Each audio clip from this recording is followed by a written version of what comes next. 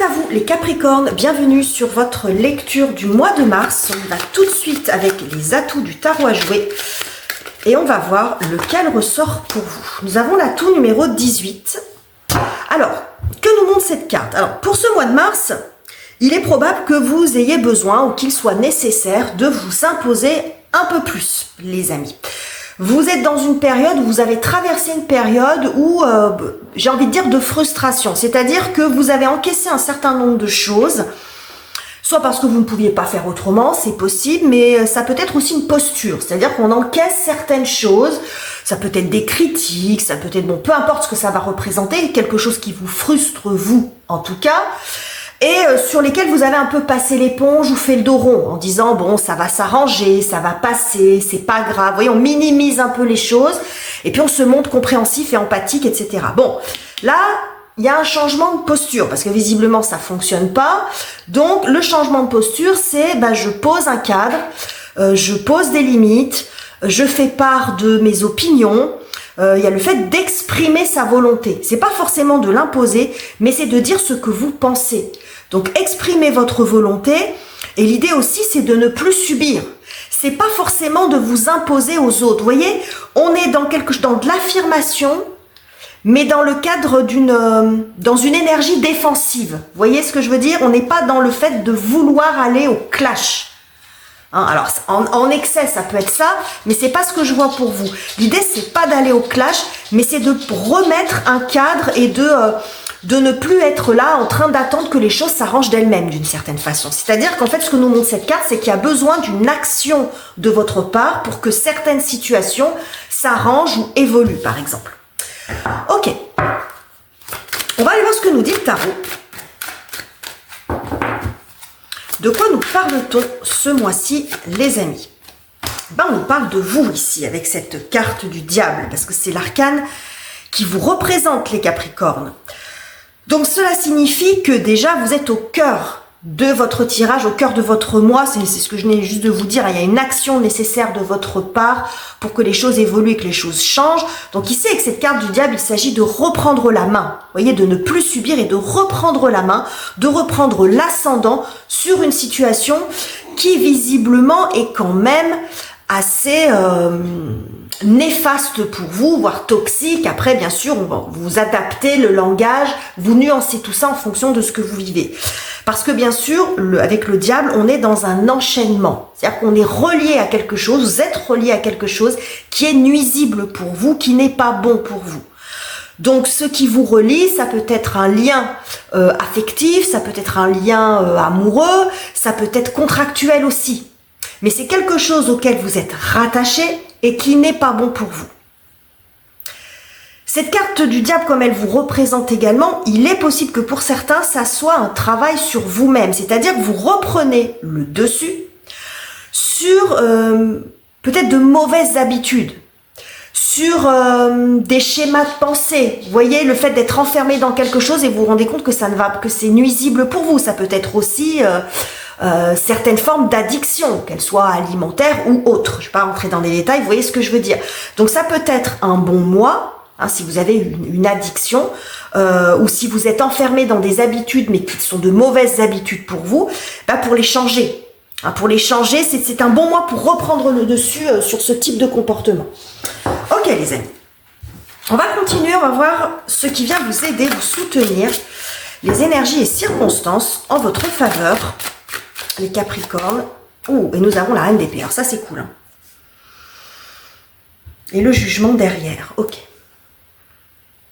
Pourquoi je dis c'est cool? Parce que la reine d'épée, justement, alors elle fait preuve de beaucoup de discernement. Déjà, c'est toujours intéressant, pour moi, dans mes lectures, quand j'ai une épée à proximité du diable, c'est plutôt bon signe. Et en plus, là, c'est la reine. Dans les personnages de cour, on est presque au top, j'ai envie de dire. Donc, c'est une épée qui est en capacité de couper un lien, de couper ce lien. Donc la posture de la reine d'épée, c'est de ne pas faire dans le sentiment. Alors ça ne veut pas dire que vous en êtes dénué, mais c'est pas ça qui va vous aider. On va dire que c'est plus votre côté analytique, la prise de recul, faire preuve de discernement. Peut-être qu'aussi vous avez été naïf par certains aspects, c'est possible. On n'est pas en train de juger, Mais c'est peut-être une analyse, un retour sur vous-même que vous pouvez faire. En tout cas, quand on est dans l'énergie reine d'épée, c'est qu'on n'est plus en train de se raconter d'histoire. Mais je pense que aussi vous allez faire comprendre à d'autres personnes qu'on ne peut plus, qu'on ne peut pas vous embobiner. Hein, peut-être il y a ça aussi, il y a ce sursaut reine d'épée qui arrive et qui remet, je vous ai dit, un peu les points sur les i en disant arrêtez de, voilà, je vois clair dans ton jeu, je vois que tu es en train de me balader, me raconter des histoires, des excuses ou que sais-je. Et là, avec cette reine d'épée, c'est ce changement de posture et d'attitude qui fait que vous allez voir clair dans le jeu de l'autre et que vous allez le lui dire, que vous êtes en capacité de le dire. Et comme cette reine d'épée, elle sort plutôt bien aspectée, on est dans un langage, dans une expression, dans une communication qui, certes, peut être quand même un peu froide, comme je vous l'ai dit, elle ne fait pas dans le sentiment, mais on n'est pas dans l'agressivité non plus, ni dans la vengeance. On est dans un discours très clair, ici. Vous allez exprimer les choses de façon très claire, un peu froide, mais qui ne laissera place à aucune ambiguïté. Donc vous allez exprimer de façon très claire ce que vous voulez, ce que vous demandez, ce que vous attendez. Vous voyez, il y a vraiment cette énergie-là d'y voir très clair en vous-même et d'être en capacité aussi de vous exprimer. Ok. Peut-être pour certains, vous allez demander aussi, j'allais dire demander des comptes, c'est possible, en tout cas des explications ou des choses comme ça. Alors, à quoi vous faites face? Quelle est la difficulté que vous rencontrez ou ce sur quoi vous avez besoin de travailler, les amis Capricorne? Ouh, l'empereur. Ouais. Bon, c'est pas très étonnant, Puis alors là, on a cette reine d'épée qui est prise en étau entre ce diable et cet empereur. Bon, c'est quand même assez puissant. Alors, de quoi nous parle l'empereur? Alors, l'empereur, ça peut représenter une personne, bien entendu, quel que soit le milieu, milieu professionnel ou personnel. Mais c'est une personne qui a énormément d'autorité, qui fait de l'autoritarisme et qui ça peut aller jusqu'à la tyrannie. J'ai envie de dire, vous voyez, surtout qu'on a le diable à côté. C'est quelqu'un qui n'est pas du tout accessible au dialogue, qui ne se remet pas en question, qui impose finalement sa volonté, ses choix, ses opinions à tout le monde et notamment à vous, visiblement. Vous voyez? Donc il n'y a pas possible, il n'est pas accessible à la discussion, il n'est pas accessible à la négociation et encore moins à la nuance. Vous voyez, donc c'est une personne qui peut être là et qui, visiblement, contre laquelle vous allez quand même trouver un moyen de vous rebeller ou d'aller quand même trouver une forme de courage, de vous exprimer face à cette personne. Alors, l'empereur peut également représenter une situation très figée, une situation rigide, qui n'évolue pas, une situation stagnante. Ça peut être situationnel si vous ne vous reconnaissez pas dans une personne. Ah, on n'a que des coupes derrière. Oh, page de coupe, as de coupe, 10 de coupe. Ok. Alors, pour revenir sur cet empereur, très autoritaire donc, ça peut représenter aussi une personne, alors c'est pas forcément un homme, ça peut, mais ça peut être aussi une femme qui se comporte comme ça, et j'ai envie de dire qu'avec ce que j'ai là, ça peut même être un enfant. Quelqu'un de jeune, un adolescent ou un enfant. Vous connaissez un peu les enfants tyrans. Alors bien sûr, vous prenez que si ça vous parle, les amis, mais il peut y avoir ça. Un enfant qui est très difficile, qui essaye d'imposer sa volonté à toute sa famille, qui est difficile à gérer. Bon, c'est possible que pour certains, vous soyez dans cette situation. Mais ce que ça montre aussi, c'est cette reine, le combo de tout ça. Alors j'essaie de mettre au clair dans ma tête avant de vous expliquer. C'est-à-dire que ce qui peut générer aussi le fait d'arriver à aller vous adresser à cette personne, c'est que vous vous rendez compte que c'est un colosse au pied d'argile. C'est-à-dire que vous êtes peut-être face à quelqu'un qui fait preuve de beaucoup d'autorité, qui est pas sympa, qui met une espèce de distance comme ça avec les autres, qui tient les autres à distance, en se montrant extrêmement désagréable et vindicatif, mais pour masquer une incompétence. Si c'est par exemple dans le travail, vous avez des personnes qui sont extrêmement dures, ce qui fait qu'on va jamais rien leur demander, Hein, on va pas trop aller fouiner dans leurs affaires, mais c'est pour masquer, on tient les gens à distance parce qu'en fait, ils sont incompétents ou parce qu'ils ne sont pas sûrs d'eux. Ça peut être aussi une apparence de quelqu'un qui, en fin de compte, manque de maturité. Et ça, je pense que c'est quelque chose que vous allez percevoir. Vous allez vous en rendre compte de ça. C'est comme si vous, avec l'acuité, l'intelligence, l'esprit d'analyse de cette reine d'épée, vous alliez voir la faille, la brèche. Mais l'idée, c'est pas de se montrer pire que la personne qui est là, mais c'est de savoir, de vous montrer intelligent, en fait, et de savoir de quelle façon vous pourrez arriver à contourner cet empereur pour aller vous adresser à ce valet de coupe qui est quand même beaucoup moins impressionnant, beaucoup moins solide et beaucoup moins sûr de lui. Vous voyez ce que je veux dire? J'ai quelqu'un qui a une forme de double jeu. Ce que ça peut montrer également, c'est que c'est quelqu'un qui peut jouer sur vos sentiments, hein, aussi, hein, parce que j'ai beaucoup de coupes derrière, hein. Donc c'est quelqu'un qui, lorsque il sent que vous êtes prêt à vous rebeller, j'ai envie de dire, va tout de suite savoir quoi vous dire pour arriver à ses fins. Donc il va vous prendre par les sentiments. Eh ben, ok les amis, on va continuer. Là on était sur les énergies générales, mais bon, on va aller voir un petit peu par domaine de vie. On va commencer par le secteur relationnel, donc ça va être très intéressant au regard de ce qui est sorti juste avant. Alors, qu'avons-nous? Donc, ce sont des relations, ça peut être des relations familiales, amoureuses, amicales, professionnelles. C'est à vous de voir. Donc, nous avons le mat. Oh, et nous avons le 5 de denier. Et nous avons la force derrière. Très intéressant.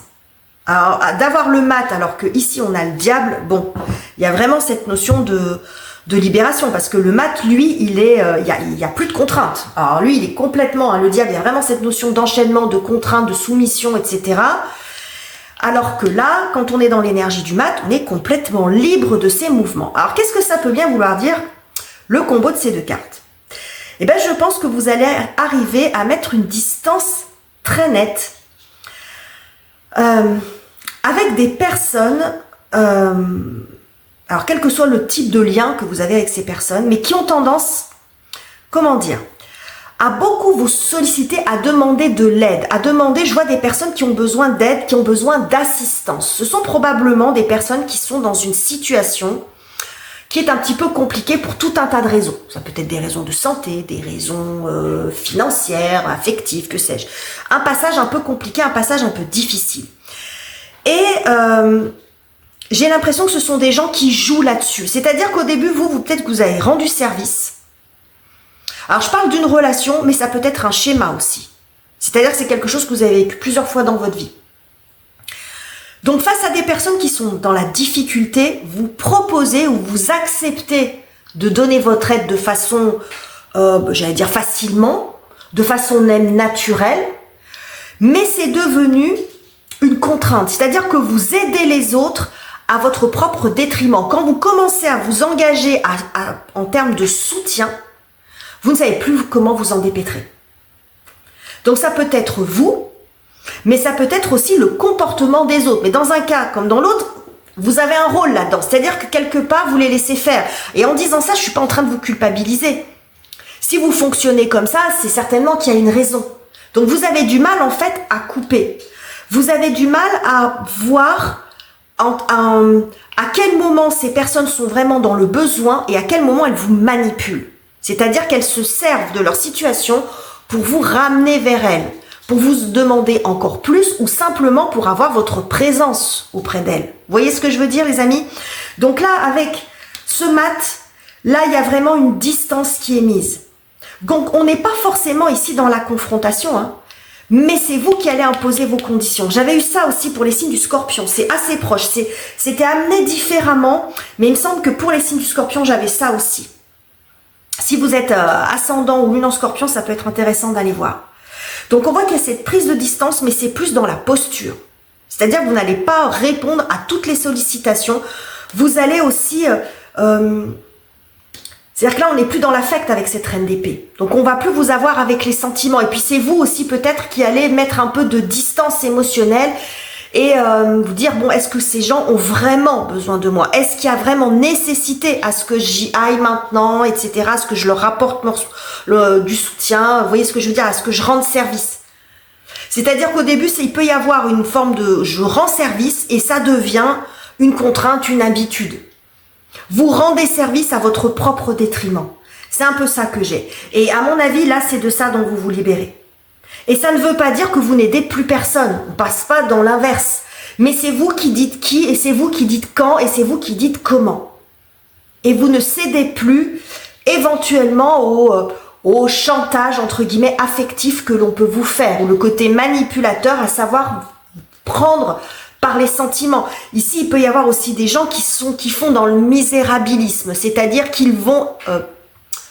comment dire, exagérer leur situation pour susciter votre sympathie. Vous voyez, c'est aussi ça le côté manipulateur, parce qu'on a de ça dans l'énergie du diable également. Hein. Eh ben, ça promet les Capricornes là. Hein. Remets les pendules à l'heure. Hein. Ça va vous faire du bien, je pense. Hein. Ça va vous faire du bien. Bon. Alors, on va aller voir ce que ça nous dit du côté pro, financier, les activités, les études, les projets professionnels ou personnels. J'ai une carte qui se fout le camp là. Hop. Allez, on va prendre celle-ci. Waouh, la justice. Bon, bah ça continue. Hein. Fais pas dans la dentelle ce mois-ci. Waouh, ouais. La justice et la lune. Ouh, et la tour. Ouais, bah c'est le moins qu'on puisse dire. Hein. Faites pas dans la dentelle, hein, les Capricornes ce mois-ci, mais ça va vous faire du bien. Hein. C'était nécessaire, hein. Vous avez emmagasiné beaucoup de frustration, là, j'ai l'impression. Bon, que nous dit cette justice dans ce secteur-là? Bon, on remet les choses à plat. Et je pense que même il peut y avoir de la renégociation dans l'air pour certains. Parce que cette lune, elle peut nous parler de foyer. Ça peut être votre lieu d'habitation. Votre prêt bancaire, vos finances, vos investissements. C'est ce que j'ai ici avec la lune. Donc ça peut être un bon mois, surtout que le diable peut représenter la banque ou l'organisme financier. Ça peut être un bon mois pour renégocier les termes de votre prêt bancaire, les comptes, renégocier peut-être votre bail, revoir un contrat, quel qu'il soit, votre contrat de travail. Vous voyez, j'ai quelque chose comme ça, il y a quelque chose à rééquilibrer. C'est comme si vous remettiez un petit peu le nez dans certains de vos papiers, dans certains de vos contrats. Vous estimez que vous payez trop cher. Ça peut représenter aussi tout ce qui est contrat d'assurance, des choses comme ça. Donc, soit vous les renégociez, soit vous réglez un litige que vous avez dans ce secteur-là par rapport à votre lieu d'habitation, votre banque, votre compagnie d'assurance, vous voyez, avec les impôts même éventuellement, pourquoi pas, ce genre de joyeuseté. Mais ça peut être un bon mois pour le faire. Si vous avez un différend, s'il y a quelque chose qui ne vous semble pas juste ou quelque chose qui ne vous semble pas clair, ça peut être aussi le moment de demander des comptes à votre employeur par rapport à quelque chose que vous avez signé. Vous voyez, j'ai vraiment ça. On remet de l'ordre dans ses affaires. Parce que vous avez cette accumulation, ça peut être ça aussi. Vous vous rendez compte que vous avez peut-être cédé à trop de choses, que vous êtes laissé embobiner par votre banquier ou par votre assureur qui vous a vendu je ne sais combien de choses alors que vous étiez venu chercher un seul service et puis vous en a vendu plein. Alors ça peut être aussi votre concessionnaire automobile ou que sais-je. Après, je suis pas en train d'incriminer une profession. Hein, attention les amis, mais vous voyez ce que je veux dire. Parce que c'est peut-être vous aussi, hein. Et comme je vous ai dit, il y a peut-être une remise en question personnelle. Hein. Il y a l'idée aussi de remettre un petit peu le nez dans ses comptes, dans ses affaires, dans sa façon de dépenser son argent. Ça peut être ça aussi. Hein. C'est que vous avez tendance à céder à beaucoup de choses, à acheter trop rapidement, sans réfléchir et de le regretter peu de temps après. Dans votre quotidien, si vous ne travaillez pas, ça peut être aussi une phase, alors ça peut paraître très, très bateau, mais on peut être là très clairement sur un ménage de printemps. Hein. Alors, le ménage de printemps, dans le sens, c'est qu'on fait du tri aussi dans ses papiers, dans ses tiroirs, dans ses placards, on a besoin d'air, on a besoin de se remettre au frais, de se mettre au clair, pardon, et de ramener de l'air frais, mais je mélange tous les mots, vous avez compris. Hein, il peut y avoir une sensation d'étouffement de là où vous vivez, par exemple. Dans votre appartement, dans votre lieu de vie, il y a des choses peut-être qui traînent comme ça, que vous avez laissé traîner et qu'il va falloir que vous avez accumulé. Vous voyez, cette énergie d'accumulation, elle peut être là aussi. Vous avez accumulé des choses que vous allez devoir régler sur ce mois de mars, mais aussi peut-être des choses que vous avez entassées dans un coin et ça va être nécessaire pour que vous puissiez vous sentir mieux peut-être dans votre lieu d'habitation. Ça peut être des choses comme ça également. On n'est pas obligé d'être dans des situations extrêmement complexes. Ça va dépendre de ce que vous traversez. Ok, bon. On va aller voir maintenant comment ça se passe dans votre cœur et dans votre tête. Comment vous traversez ce mois. Les Capricornes. Qu'est-ce que j'ai? Alors, le Hiérophante. Est-ce que c'est bien? Voilà, est-ce que tout rentre bien? Parce que j'aimerais que vous voyez toutes les cartes. Voilà. Alors, nous avons ici le pape, pour commencer, ok.